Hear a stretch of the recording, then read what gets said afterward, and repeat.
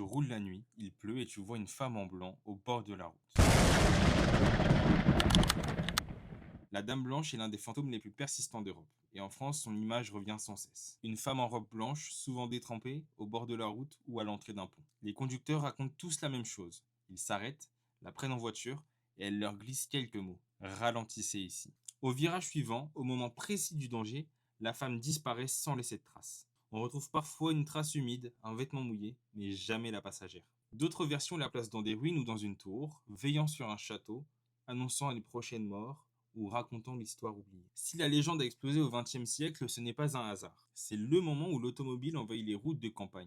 Et avec son arrivée, les accidents aussi augmentent. Et quand on réfléchit, on remarque que la Dame Blanche apparaît que aux endroits dangereux, des ponts étroits, des virages mortels ou même des zones d'accidents élevées. Le fantôme devient donc un signal collectif, un radar narratif qui fait lever le pied quand la signalisation ne suffit pas. Quant à son idée, chaque région invente sa propre histoire. Une fiancée noyée, une nonne punie ou encore une princesse trahie. Peu importe son nom, l'important c'est son message. Prévenir plutôt que punir. Alors faut-il y voir un esprit vengeur, une mémoire tragique ou simplement une peur transformée en histoire? La Dame Blanche n'apporte aucune preuve tangible, mais elle a réussi ce que beaucoup de panneaux routiers ont échoué à faire ralentir des générations entières. Et si la silhouette blanche te fait signe la nuit, tu sais déjà ce que tu dois faire.